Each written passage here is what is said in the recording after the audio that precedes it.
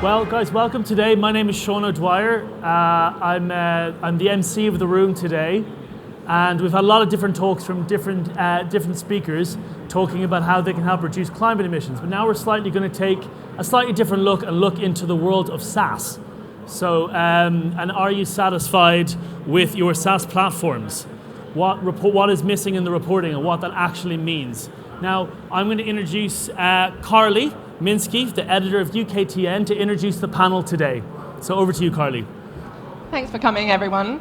My name's Carly Minsky. I am an editor at UKTN. I've been a technology journalist for about a decade, and I have a particular interest in sustainability and net zero. So I'm delighted to be moderating this discussion. With me, I have Daniel Baxter, who is a sustainability consultant at LifeArc, and I have Hugo Kimber, who is CEO of Carbon Responsible. I'll hand over to each of them to introduce themselves, a little bit about yourselves and the company that you work for, and then we'll kick off the discussion. So, Daniel, over to you. Thanks. Hi, everyone. I'm Dan Baxter. I'm the in-house sustainability consultant for LifeArc.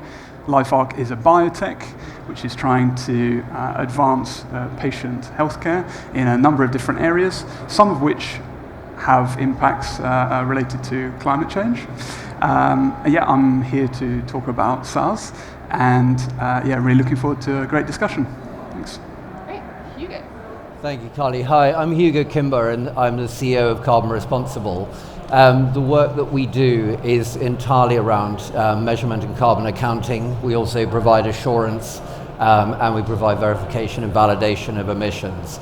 Our work is at an audit quality end of the market, which is why we're very happy to be talking about how SaaS does or doesn't work today.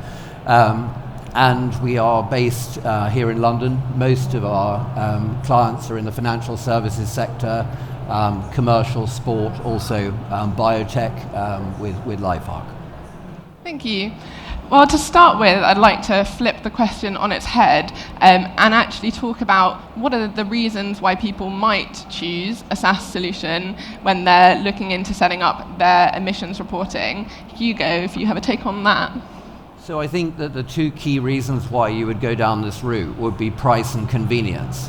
As I think the Americans like to say, convenience costs, but the price point is reasonably attractive. So the idea that you can actually put in not a huge amount of effort but get disclosures out is something that is attractive, and it has its place, but it's a question then of what is the quality of the output you're going to receive. If you were going to put that through something like limited assurance, would it actually pass? Limited assurance obviously important for things like the Carbon Disclosure Project, but a whole raft of other stakeholders as well. Great. We'll get on to talking about what the alternatives are. But Dan, I know that you were considering various options when you were looking into solutions that would support LifeArc's emissions reporting. So could you tell me a bit about what you did look at and why you decided to go in the direction that you did? Yeah, sure. And I think just to riff off what Hugo was saying, I think some SaaS platforms are very attractive. It seems a one-click sort of solution. And in today's world with not a lot of time and just such nice kind of sparkly looking things, it can be, really attractive. But I think, I realized there's potential there for business risk. I mean, to rely on something that you can't see the workings behind. You are just given a few numbers, which, without more to say behind it, is a little meaningless. So I had a look at a couple of such platforms, but I really wanted to talk to some colleagues in my network to understand what their considerations and kind of requirements were to build my own, and went out to speak to several vendors, and from those discussions really understood where the norm lies, and tried to position LifeArc within the average and not an outlier in terms of reporting capability. Yeah. So what did you go for? So I went for a human intelligent approach. spoke to Carbon Responsible, and from those very first discussions, I understood that this is a group of people who really understand a very fast-changing landscape. I spoke to other suppliers as well, and gave my recommendations to the senior leadership at LifeArc. Great, thank you. Hugo, not to get too technical, but would you be able to briefly go into the key points of difference with a SaaS solution and something that kind of uses more human intelligence? I imagine that there's a difference in terms of data that is actually collected, but also the type of calculations that are done using that data as well. Yes, so there are 2 points to that. So one is what is the data that is actually going in. So within SaaS, you can enter any data, and that data will give you an output. The checking of that data, the quality of that data can be very variable. We've seen this ourselves even when we collect data from clients. Sometimes it could be as simple as somebody putting in the wrong input for something like gas. They could put in cubic meters, not kilowatt hours. There's a huge difference there. Absent some degree of human intelligence within the process, it's very difficult to uncover a lot of these errors on the input side.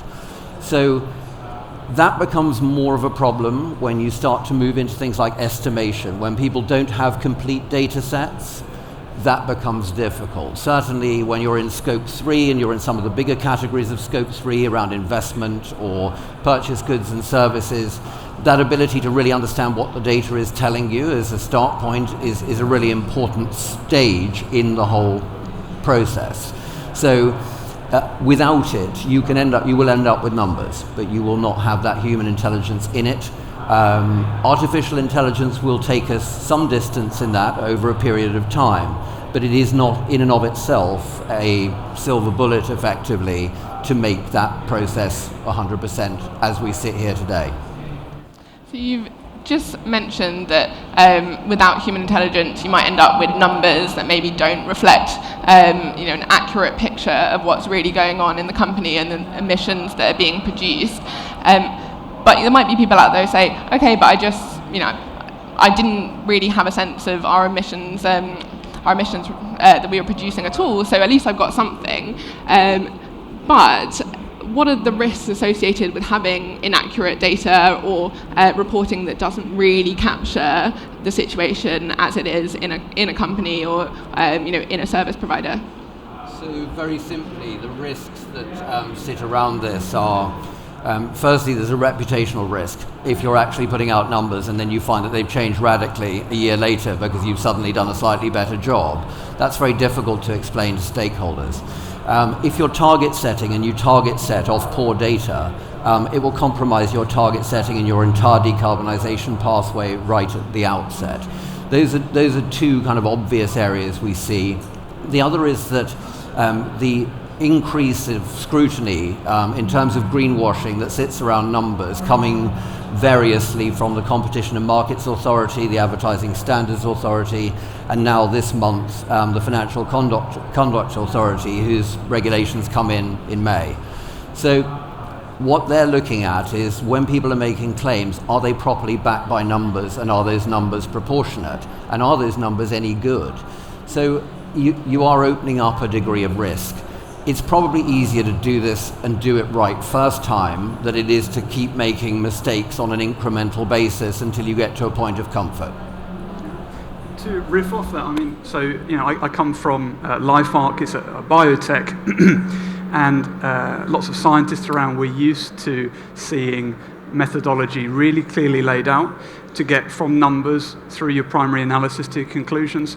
If you don't have that transparency, you don't have a methodology that holds up, is rigorous, is based on robust data and simple and logical steps of analysis, then in a scientific paper, no good, forget about it. Why should it be any different for carbon? This is something with huge business implications. So it absolutely makes sense to have, as Hugo said, good quality numbers at the start, but with an understanding of how much estimation there is there, the margins of error, and go through to get to a number that you're confident of. You can back it up. You can say where it's come from, and everyone can see that. That leads me on to the next point I was interested in, because we've spoken about better and worse approaches to reporting. But beyond what you've already said, I'm interested in what you think good reporting really does look like, both in terms of the actual process, the approach, and we've already spoken a bit about it, but the output that you're getting as well. Yeah, sure. So I think for me, a great example of a good report starts with a kernel of audit quality data, and it's a narrative about the collection of that data within the organizational boundary that you've set out, outlining that in your report.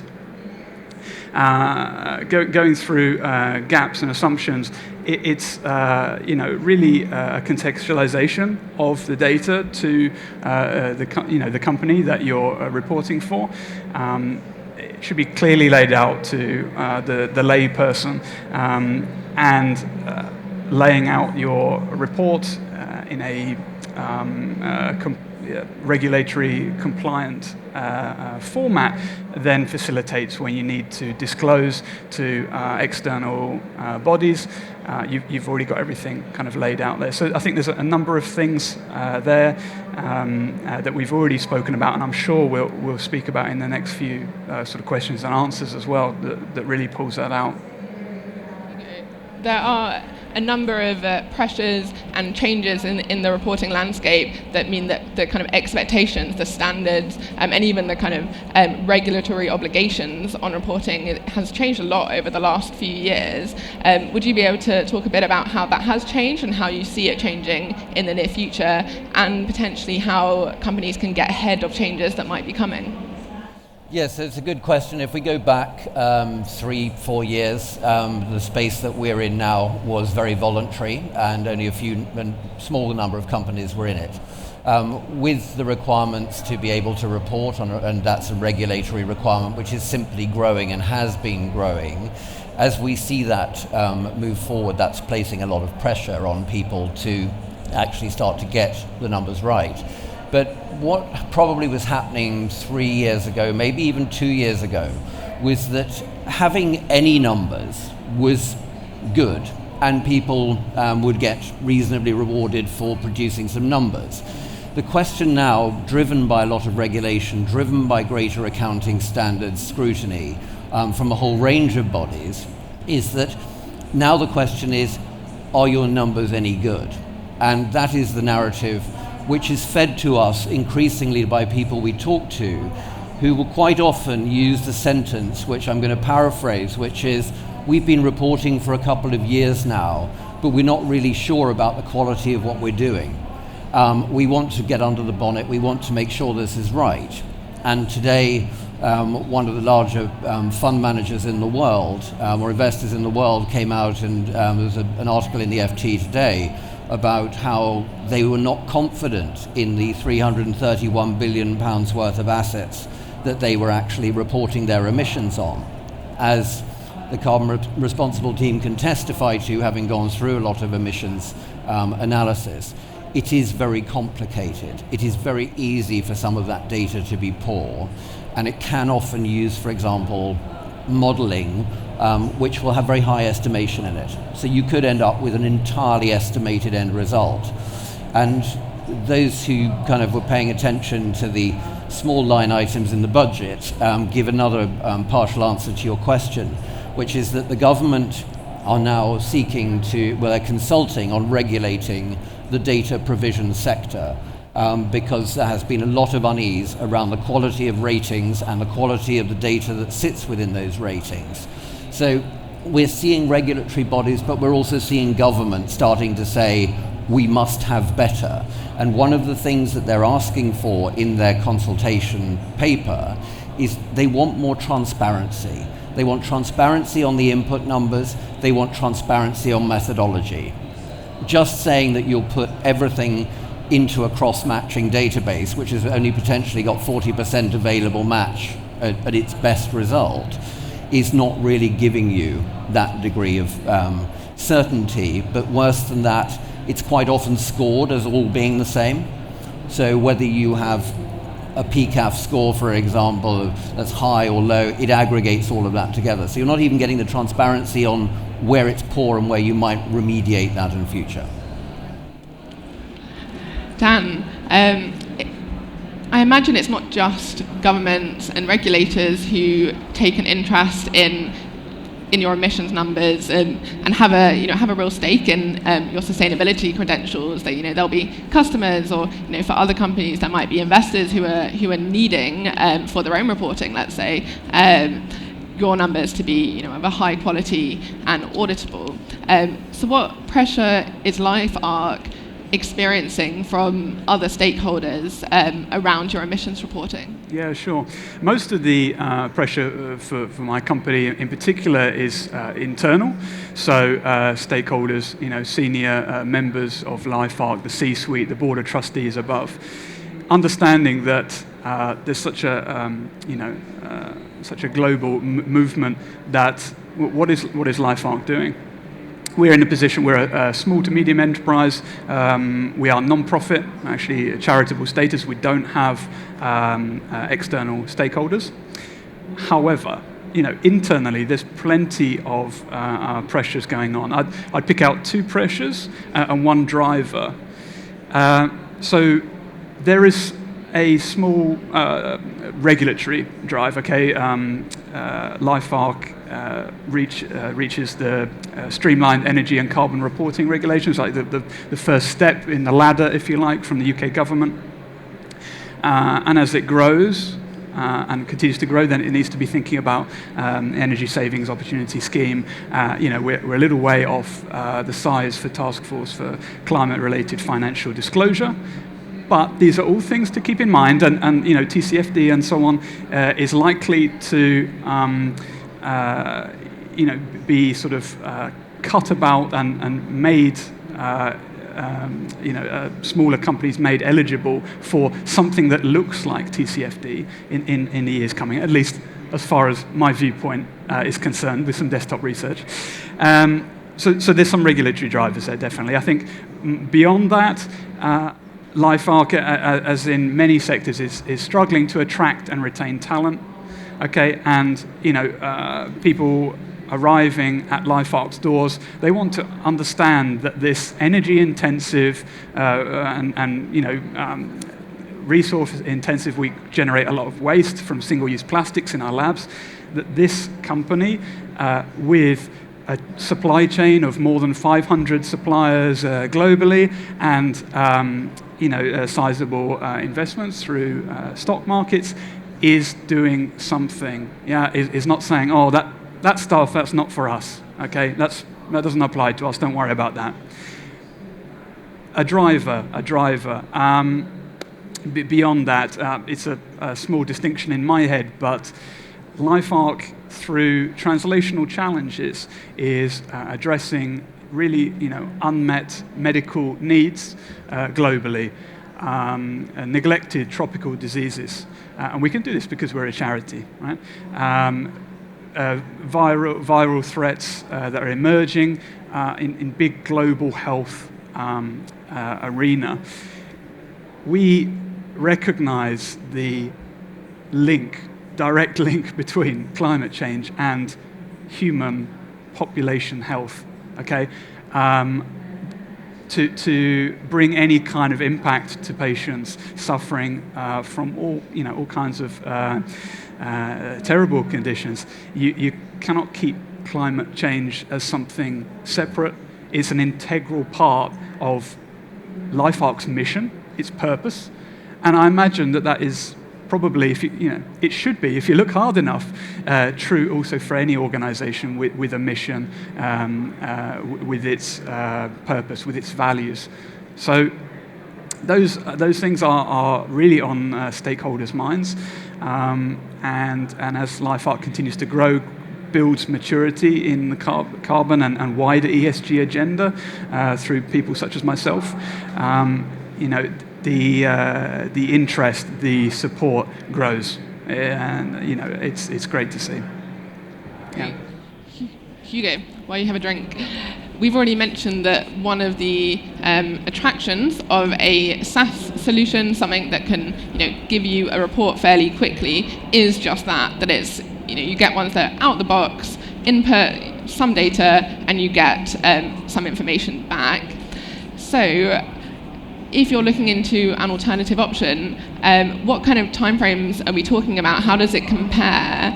If you're trying to set up, we've mentioned in the description of this conversation, we were going to touch on long-term reporting procedures. So what does long-term mean, and how quickly can you actually get set up if you're using human intelligence, you're trying to gather more data to get some kind of understanding of your emissions profile?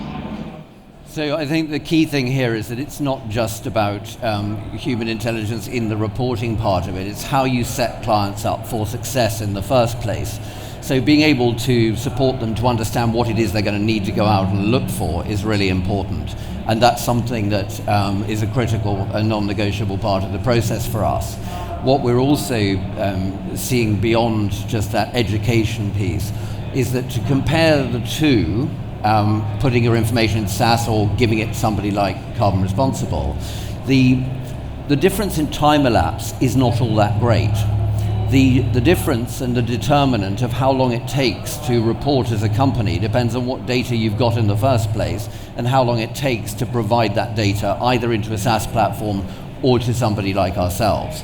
So it doesn't massively elongate that process. I would suggest that if you got to a full data delivery, supported data delivery, probably might take 2 weeks longer than doing something where you put all that information in, you press a button.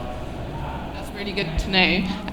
And just a follow-up question, what do we mean by long-term reporting procedures? How is that different from going to someone like Carbon Responsible just as a one-off? I just want to get my emissions report for the last year because I need to show it to people right now.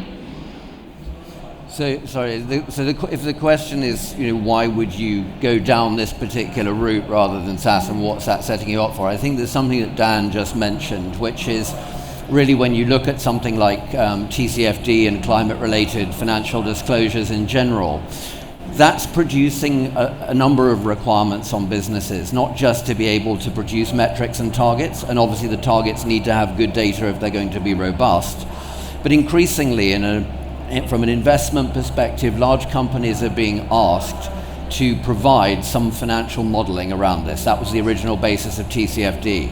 Investors are asking the question, you've got a very nice target here.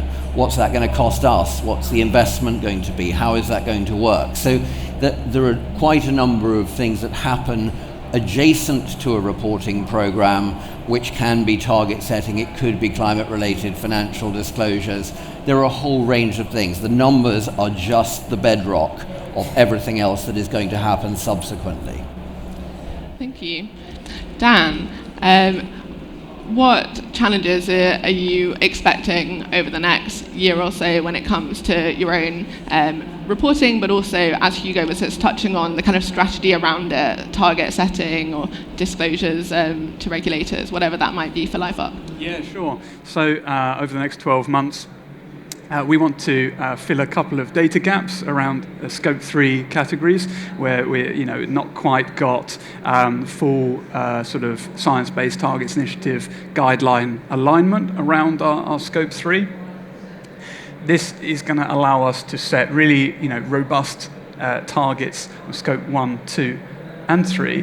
I should say, partly from a voluntary basis that we're doing this. We've got most of the way there. We have an idea about what the targets are going to look like, the decarbonisation strategy that goes behind to support achievement of those targets. Okay, so it's just about kind of tightening up a couple of things. We've got to the stage that we are starting to understand what we're aiming for, and therefore the pace that we need to achieve. to reach those, through 2030 to 2050. There are challenges there around getting those last, kind of bits of data, and at some point I think you have to say the data that we have is sufficient coverage and sufficient quality to be able to base real action on. You can't get stuck in analysis paralysis or waiting for the data to be perfect, because we'll be here until the cows come home, or not, because we're moving away from meat, but you understand the analogy. And going forward, road mapping, how we're going to achieve those targets. There's still some challenges there about sufficient resourcing and how you manage that with environmental management system or some other framework. We've got a carbon policy that was agreed in December from the Board of Trustees. So you can see that this is an agenda that's building. There are still there are going to be some challenges to achieve those targets, but with such a strong backbone of data understanding, reporting, to be able to track progress, then we can achieve what we want to. Yeah. It's good to hear. Hugo, what other challenges are you seeing clients tackle over the last few years, and how are you anticipating that might change? And what advice do you have to meet the kind of challenges you're anticipating when it comes to not just reporting, but as we've mentioned, the strategy around kind of net zero? So we're seeing a lot of challenge, obviously, in people's ability to provide the data they need to get to the reporting they want. One prospective client told us that he had been advised not to try and do everything in 1 year, which was fair enough. It's a progressive challenge. It's not one thing that you do once and then you got it right. So there is a challenge, to Dan's point, about getting, for example, the huge amount of suppliers that they have at LifeArc, or the huge investment portfolio that helps to fund their research. These are things that need work over time. And I think the challenge is going to be not just then in that communication of good numbers, but how those get used, what the narratives are, what the targets are as well. Because we've seen a lot of people being effectively ejected from SBTI for targets that they just couldn't sustain. Also, quite a lot of people withdrawing them or withdrawing their commitment letters because they did not feel they were in a strong enough position to be able to proceed with them. That challenge will continue. And so will the challenge of increased regulation and higher numbers. It's just a continuum that we are seeing.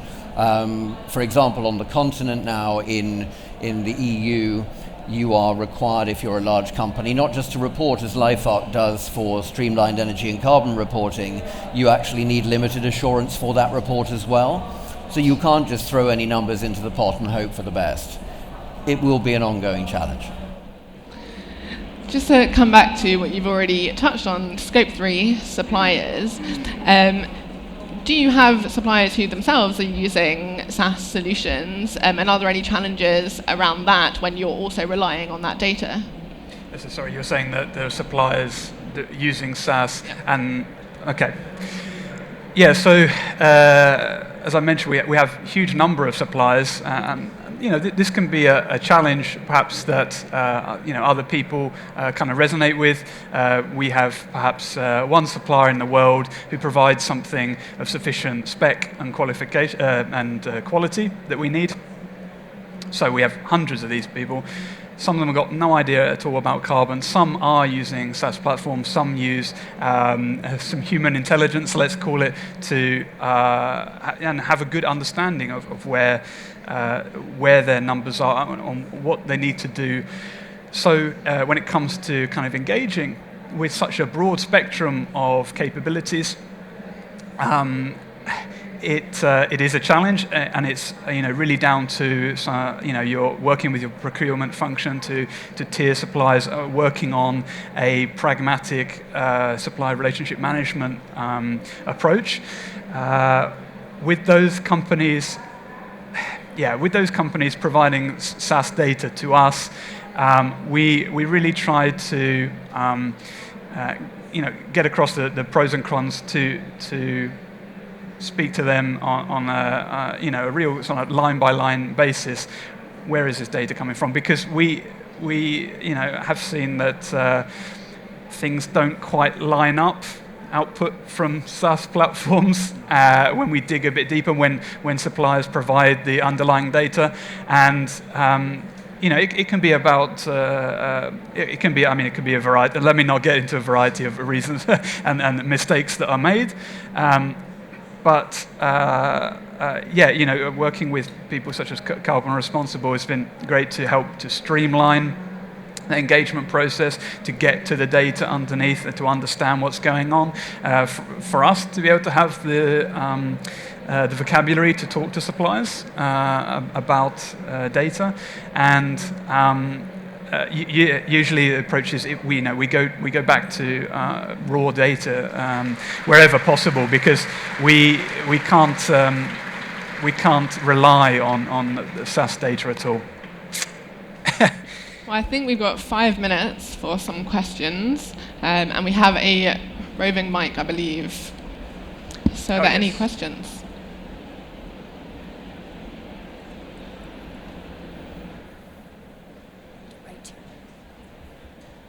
Hi there. Georgia from Salesforce Net Zero Cloud. Particularly interested in how, in line with the challenges you've both commented on, how you think you'll need to respond, Hugo, potentially to the challenges of buyers, and how you'll need to shift and evolve, diversify the products and solutions. Be good to hear more about that, if that's okay. So, obviously very familiar with your particular solution. What we're always trying to do is not necessarily supplant that. I accept that within the SaaS environment there will be a lot of change and there will be a lot of movement. It's not that it doesn't have a place in making this whole problem go away to an extent. But within that quality area, particularly around things like assurance, that is something where we see what we can do is entirely complementary to being able to support that output, and we have clients who use your platform. So I think the other part of what we're focusing our energy and attention on is in the bigger areas, particularly of category 1 and category 15 in scope 3. So we're doing a lot of work on that to try and produce something that we believe the regulators in this country are seeking to obtain, which would then help the automation of some of those very bigger areas, but with much more rigor behind them. Our aim is always to continue to produce an audit quality output. We will apply that and do alongside not just your product, but other products that are out there in the market where we're then doing the assurance and things for it. But I expect your space to continue to develop and evolve, and those certainly I feel what we do and the specialization and high quality we bring will be complementary to that space.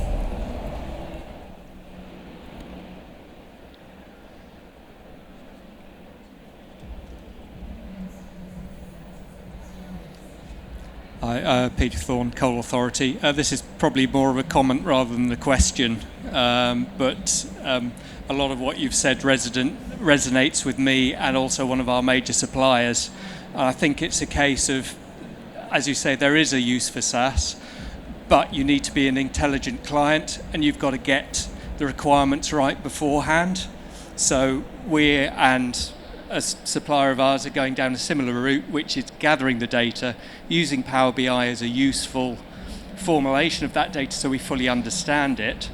Then from that we can work out what is it we need out of SaaS and then go and procure it if that's the route we take further. But without that intelligent client data, you're both going to be having the poor conversations and end up with a poor product. So that's just a general comment. I mean, just to respond briefly on the harnessing of that data, particularly in the supply chain, which is something we've done for 4 years. There are ways of doing this. We're seeing a lot of clients becoming much more robust about what they're asking for, and actually the price of being on a supplier roster is now increasingly not just some measurement, but also targets and a range of other things that they're looking for. So it's an area where we will see that getting much better. I particularly like your expression about the intelligent clients, because we work with a lot of people for whom, naturally, because they come to us, it matters to them that they can do this really well.